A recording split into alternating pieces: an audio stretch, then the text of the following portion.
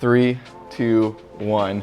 Howdy, y'all. Welcome back to the Grace Prep Podcast. My name is Joshua Young. I'm Hattie Lord. And I'm Dale Parish. Welcome back to the first podcast. First podcast of the year. Oh wait, I was about to say 2024, but we had a podcast last year. 7th podcast of 2024. 7th podcast of 2024. Let's go. Well, I hope we've all had a great summer. Yeah, I've had a great sure. summer. Did, and I wasn't long enough really, but that's okay. Well, we are so excited to have you on the podcast. I can't wait to talk about your views and how your life has been. It's gonna be great. It's gonna be We want to great. hear from you for You sure. better buckle up then. Right. Well, before we get started, a quick word from our sponsor, Two Rivers Coffee. Hold up, we gotta get like a little photo shoot. There we go. If you haven't heard, Two Rivers Coffee is factually the best coffee in Texas, let alone New Braunfels. Yes. They sponsor our podcast. They allow us to do this, which is super amazing. They're off of the which loop? Which loop are they off of? The Loop of Town. The Loop of Town. 337. Yay. They're right next to New Braunfels High School. Yeah. Right next to New Braunfels High School. If you need to go meet somebody, have a meeting, go do some studying, it's a great coffee shop to do it. The people there, oh my gosh, let me tell you about the employees. The employees are great, and the coffee is probably even better. Yes. So thank you, Two Rivers, for allowing us to do this. This is great. This is great. But now, let's talk about you. Yes, Mr. sir. Parish, you are a teacher here at Grace Prep. What do you teach? I teach Texas history, world geography, world history, American history, and government. So pretty much all the social studies. All the social studies. So what landed you in that position? Well, it's a little long story, but I'll try to punctuate it if I can. I retired from public school teaching. I taught Texas history for 10 years. Then I retired in 2017, and then over the summer, my wife said, well, you probably need to find something to do.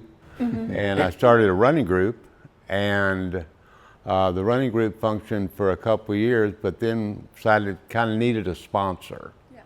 So I had met Rosemary Craig and knew about Grace Prep, and I thought, well, be a good person to go talk to. So I made an appointment with Margie Pryor to talk about getting affiliated with Grace Prep, and in that conversation,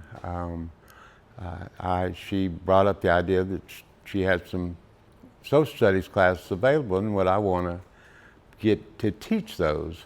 And I said, well, I'm actually retired. No. But I'll pray over it. And in my involvement in the building here, I ran into several kids that were in my running group, particularly Michael, Haley, and them, and our relationship kind of sparked Miss Pryor's interest in me, and I decided, what the heck, Yeah. I might as well get something to do, and so here I am, 6 years later, still teaching. Very cool. Wow. Right on. So did you sign in 2018 then? That would be 6 years ago? Yes. Awesome. Very cool. You've been a teacher for a long time. Well, no, I actually started teaching when I was 50.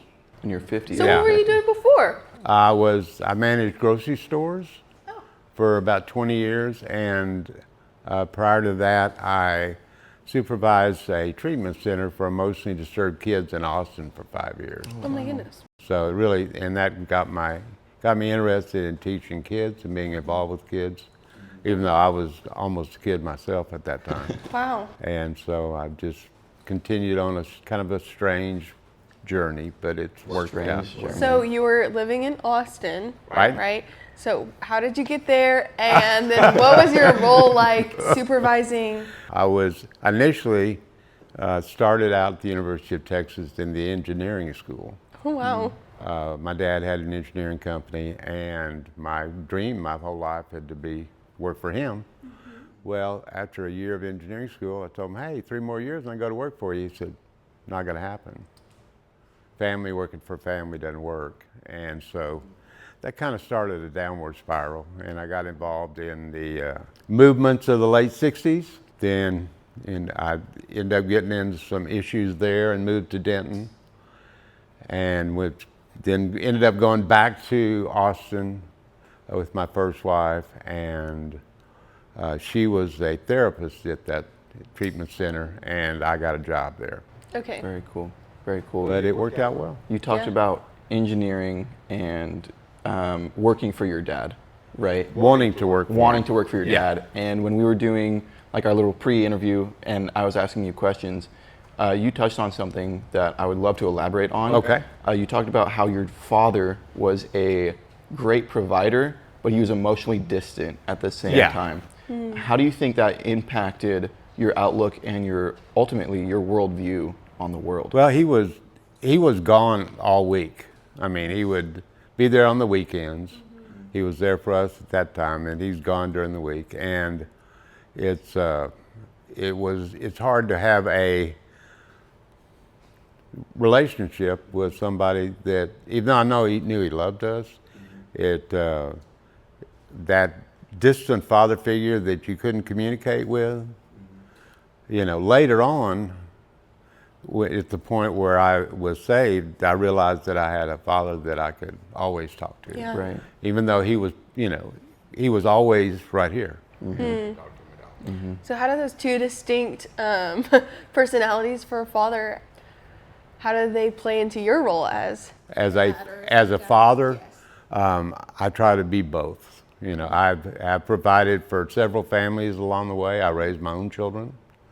I have helped raise my daughter's children. And at this point in time, when I remarried Rachel, we have 10 children between us. Still had young kids, which was interesting. I've tried to, provide, to be the father figure, and that's not necessarily meaning doing everything that the kids want you to do, but being more or less the structure provider and disciplinarian if necessary, but also and letting them know that they will not go without anything. I will make sure of that, and I'll just love them, and sometimes that's tough love, so I'm good. You said it, I actually have the quote. You said, I didn't fully come alive until, I didn't fully come alive until I accepted Jesus into my heart, right? Could you tell us about that super powerful story? I think it's so cool. Well, that's my testimony. You have to bear with me, probably on this one. I always knew that there was something more powerful than, in the cosmos than me. But as a kid growing up in the Unitarian Church, they don't teach you that. It's like, I don't know if you're familiar with what a deist is, but they believe God created the world and left us on our own. And, that never did fit well with me, but. So you were raised in deism? As a Unitarian. Okay, as a Unitarian. Same sort of thing. Yeah. It's Thomas Jefferson's religion, for instance. Okay. And I never did have any sort of, there was no really moral code that was, that I was instructed in. And I was kind of lost. And when you're lost as a kid, you live in chaos. And I realized when I was saved that my whole life had been chaos, and I lived in darkness. Because you never realize how dark your life is until you're in the light. After the transformation of waking up after 12 days, in a coma, I realized all the things that had gone on supernaturally during that period of time. The Lord I actually watched some pretty powerful stuff going on at that time with fighting over my soul. And if God hadn't it kind of was an ultimatum, I can let you go now. He said, "Bud, if you want to choose to follow to me, I will save you from this." And he did. I was not supposed to survive even the part of being in a coma. Right, so what put you in a coma, and how old were you? I had a massive heart attack. Okay. And It happened when I was, 65? Wow. And I just fell down right in front of my 3 granddaughters. Oh my goodness. And woke up 12 days later with them asking me if I knew where I was and knew what happened. Wait, so did you know where you were? No, I had no idea. Wow. I had no idea. I'm staring at bright lights in a nurse's face. And when I've seen the pictures later, I'm like, whoa. And my daughter had told me that there were several times, particularly after 7 or 8 days, where they said, he's not going to make it. Why don't we just pull the plug? Wow. And my daughter's pretty headstrong. Kind of reminds me of you a little bit. And, she said, that's not happening. And because she's a believer, and she believed that God was going to bring me through this. And my life changed 180. I'll be honest, I had pretty colorful language at the time. Since that, I've not been able, I cannot even, somebody said, say this word. Can't do it. Wow. But that's why I had some other issues, and now I just drink water. And that because when God loves you that much to save someone like you, you just say, I'll follow you and do whatever you tell me to do. And now I can sleep with a clear conscience. And, I get up every morning, and of course the fact is I wake up every morning and my dream girl is laying next to me too. Yeah. And without, if you know Rachel, you know that she's all about loving Jesus, and without having done that, 2 of us would have never been together. So, it just doesn't get any better than that. Yeah, that's beautiful. So when did you meet Rachel? Well, I had, I had Jessa, I had Zachariah, I had Alexander, and I had Elijah at Churchill Middle School. So those are his 4 kids. Yeah, but that wasn't the reason. She started working at the school as a paraprofessional. And she worked for the special ed department. And she would, there was one day, and I will never, ever forget this day. And I'm teaching my 7th grade class, which is a chore in itself. And this woman walks into my classroom to check on one of her students. Took my breath away. Literally took my breath away.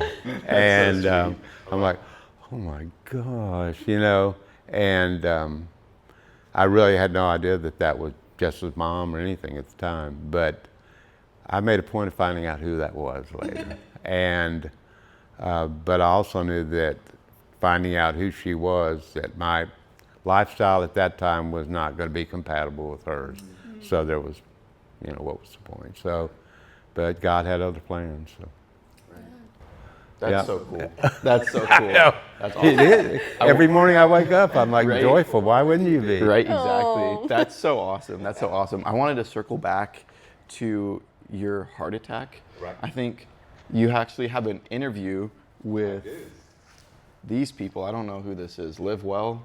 Well, Live Well is a Krista Santa Rosa magazine. Okay. Yeah. Okay. At one point, that magazine was on every table in all the Krista Santa Rosa. That's so cool. That's where I was born, Krista Santa Rosa. Yeah. Right on. You know what's funny about that is Rachel was born at Krista's in San Antonio. Oh, yeah. My mother was born at Krista's in San Antonio. No way. Yeah. That's so cool. There's a significant difference between the times, like 48 years, but yeah. You said, I think in your interview, you had 3. Well, actually, clarify that is that my heart, I had the initial widowmaker heart attack, and then my heart stopped 3 different times. 3 different times. Yeah, wow. so In the coma? no, on the way to the hospital. Oh my gosh! Wow. Coach. Wow. And what they had to use on me, they have this machine that's like a, and it shoves your sternum down like 1.75 inches. So, and they weren't doing it manually. They had that machine do it. Right. And yeah, they brought me back 3 different times. Holy cow. That's a lot. insane. You also noted in your pre-interview that the technology used in the movie Breakthrough is the same tech that they used on you. Right. And is that the No, that's it. Well, the compressions were just the CPR machine, but the Breakthrough was utilizing hypothermia to cool the body down. They took me from 98.6 to 91 degrees. And even my daughter said, I felt you and you were so cold, it was scary. But that's to slow the organs functioning down, because the little boy that had fallen in the lake up north, lake, I was under there for 10 minutes.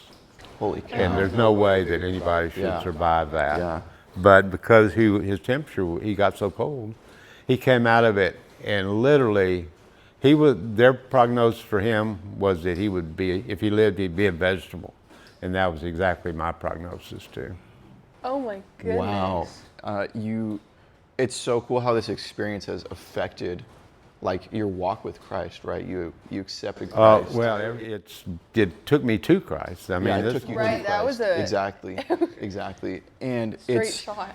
you're one of my teachers, and I love how open and forward you are in class. Like, you aren't afraid to speak your worldviews. And while I was interviewing you, you noted that you were formerly a far left radical. I was. And now views the left as, quote, brewing with anger. And you believe that Christians need to speak out in this current age, rejecting the view that religion is, quote, the opiate of the people. Opiate right. of the people. Wow. Could you elaborate on what that personally means to you? Well, you're correct that I got involved in the Vietnam protests of the late 60s. I thought, well, we're going to protest against war. Everybody hates war, but, but then I got into the kind of the inner circle of those people, realizing that all they are manipulating the people that are involved. They make fun of certain people, like they'll do anything. You just got to tell them, make them feel guilty, and they'll do anything. And now, and then I left that and kind of was apolitical for a long time. I just felt like, never mind. They lied to me, so I'm assuming everybody else is lying to me too. Yeah. And then I started becoming aware of I couldn't do that, and I had to get involved in somehow.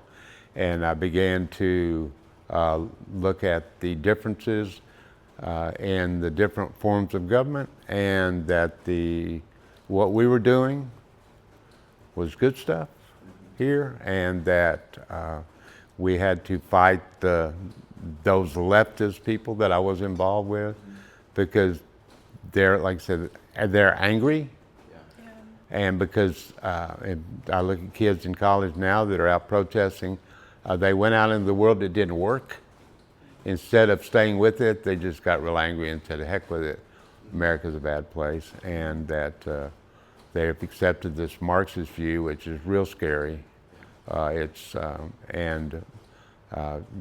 fact that so many people have turned away from the church and religion is only accelerating their ability to do what they do. Exactly. So what made you realize that you couldn't be apolitical? Just all the things going on. I started to pick up on all the stuff and see how they were making progress from the left. And, the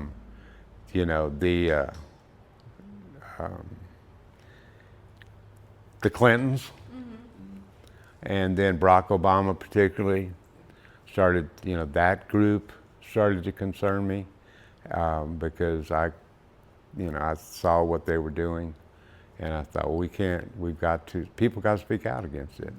And that was even actually prior to my heart attack and all. Oh, wow. But then, once I had the Christian perspective, it was even more important. Yeah. So you talked about how the far left likes to manipulate, and that's their end goal. Why do you believe that they want to manipulate the people?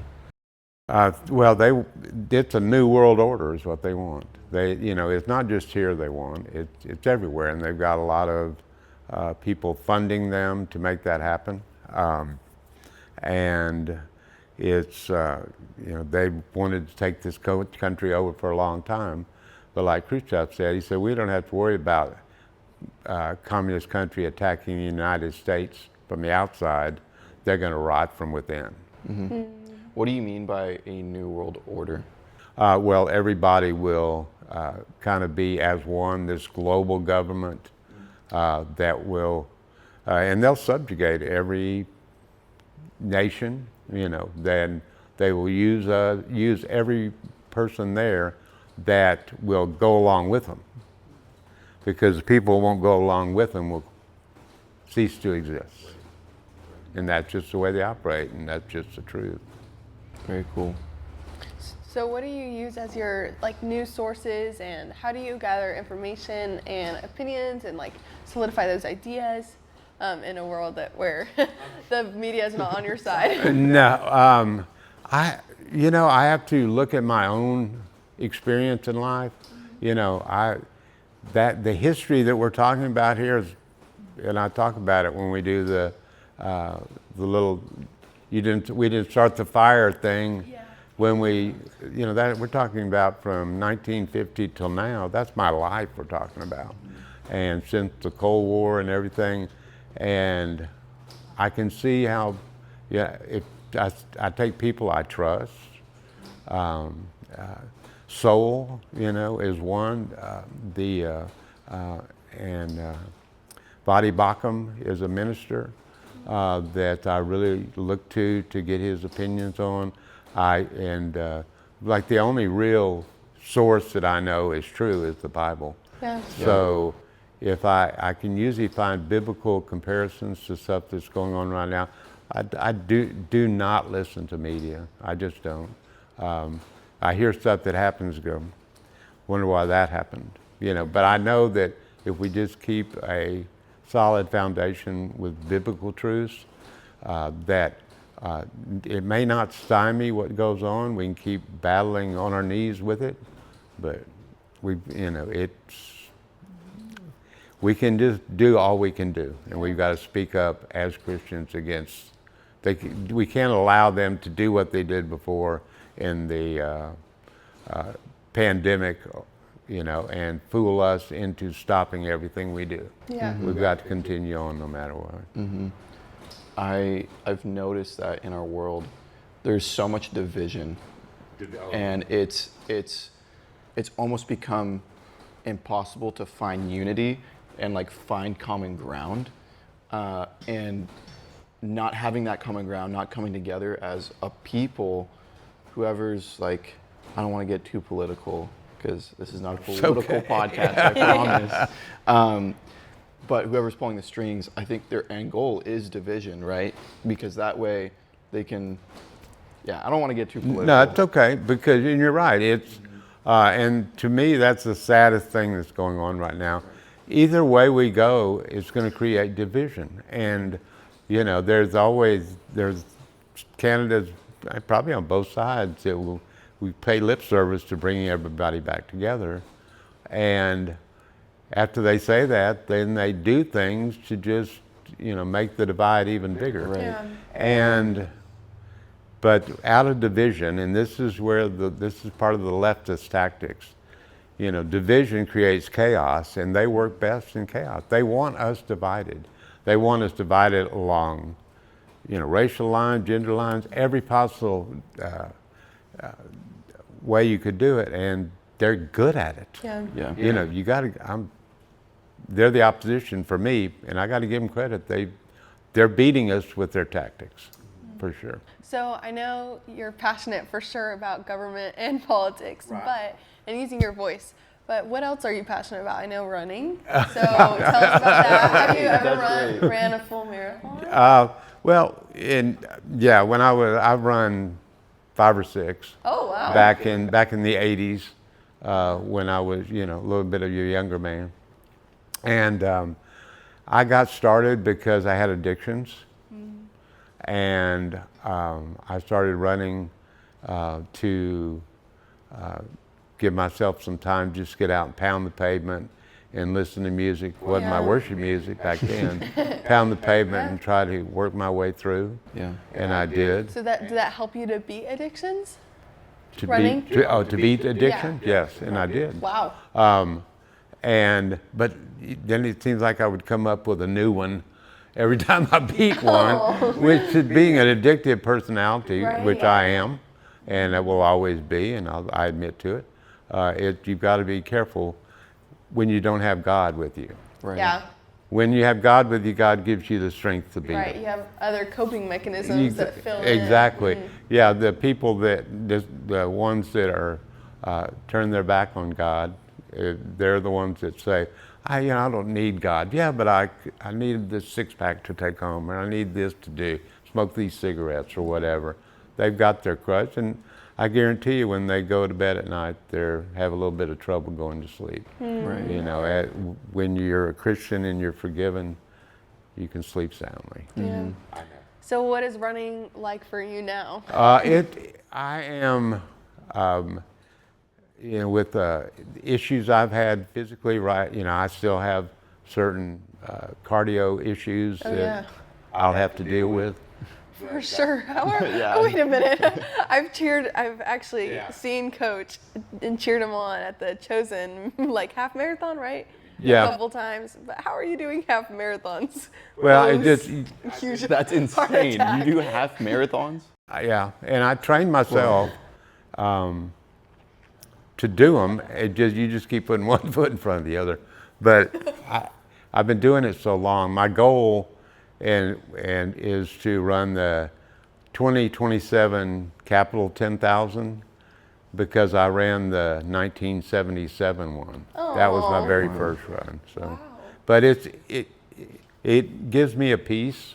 Yeah. And it's a transitional thing with me from where I was to who I am now, and with my running group, and it's all about bringing glory to God. Is that I feel like that the pandemic made us so sedentary. Yeah, That that was hard. I want to get kids out off the keyboard or off the video game to get them outside doing something, or sweating. Of course, a lot of times they go, I don't think it's for me. Well, that's okay.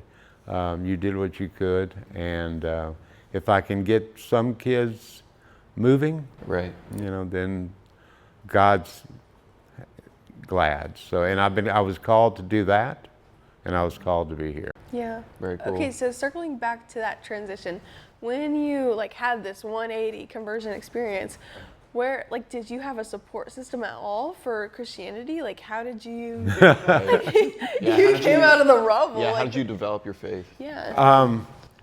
Well,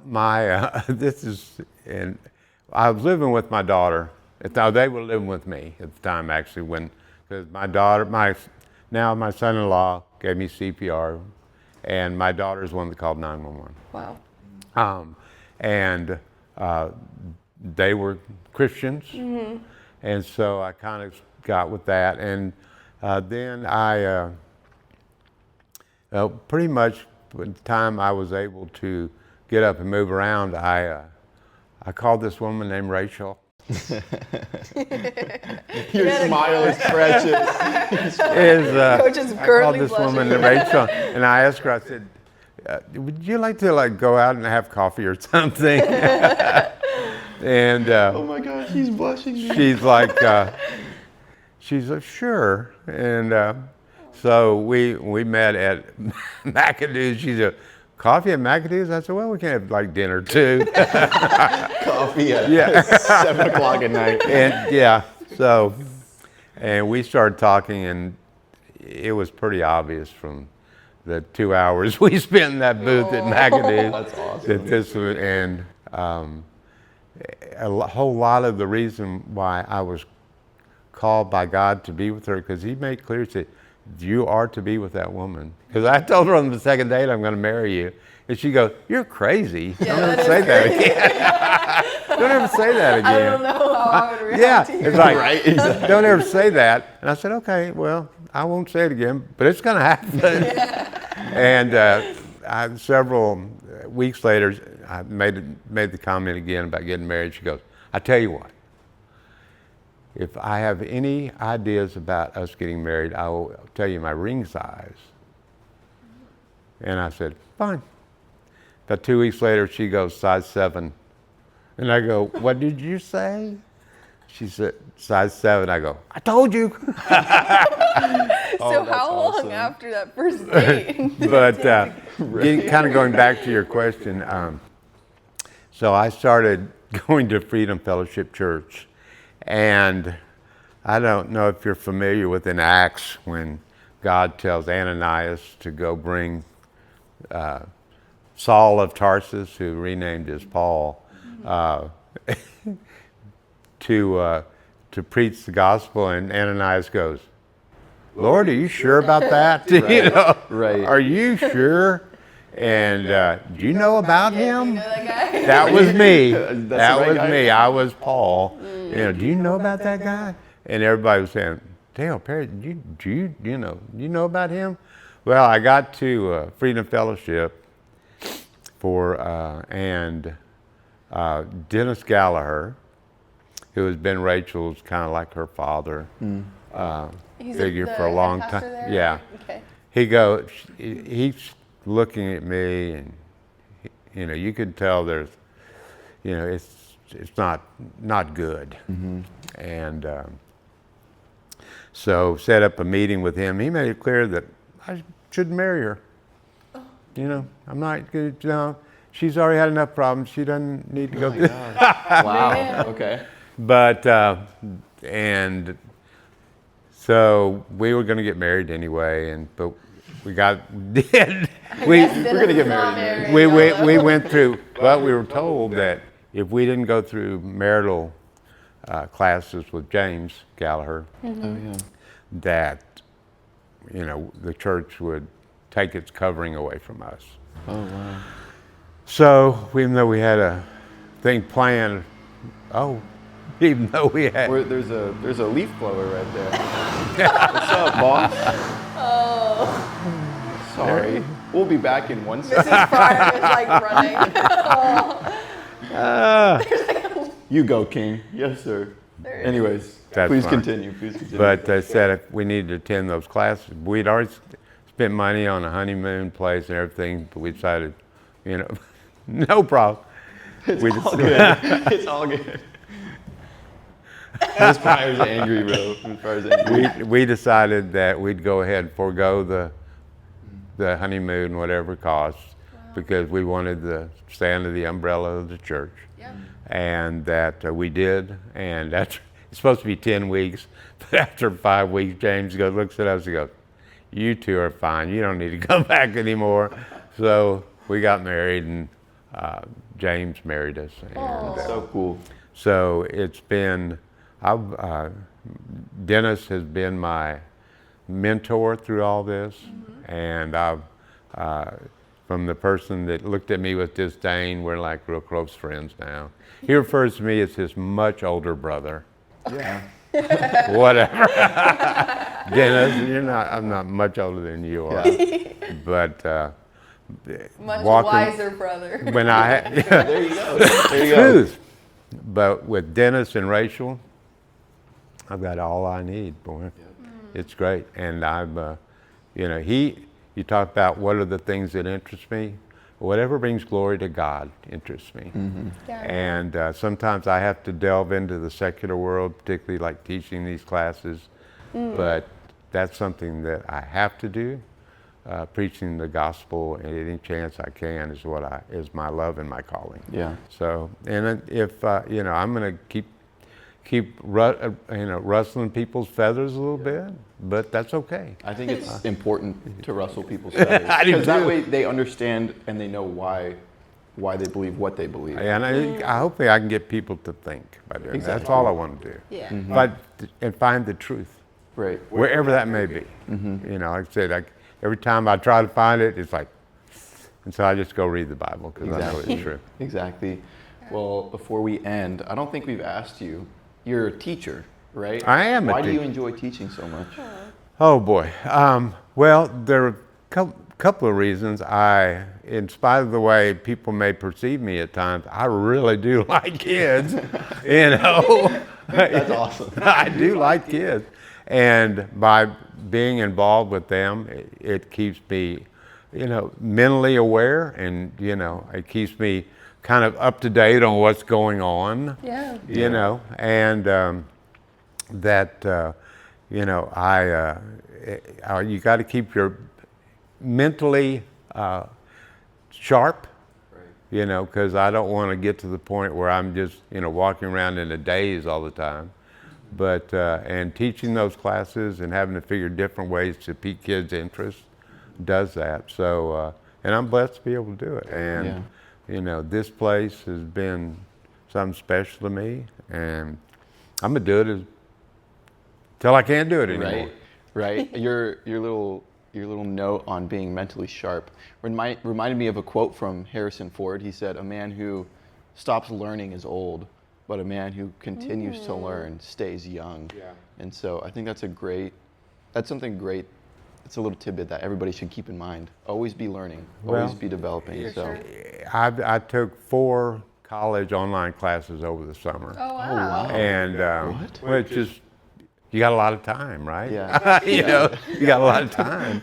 You know, I'm feeling a little unproductive. I feel like I should have been taking a whole year of college. so Rachel will go, "What are you doing now?" I said, Right. "I'm taking a Hillsdale College class on the history of Christianity." Wow. And when you study it, when what the early Christians went through, oh my God. Yeah. That's one of my Yeah. You know, favorites, and for we sure. have not suffered Yeah. compared to what those Yeah. people did. And I'll be here until they say, "Sorry, Yeah.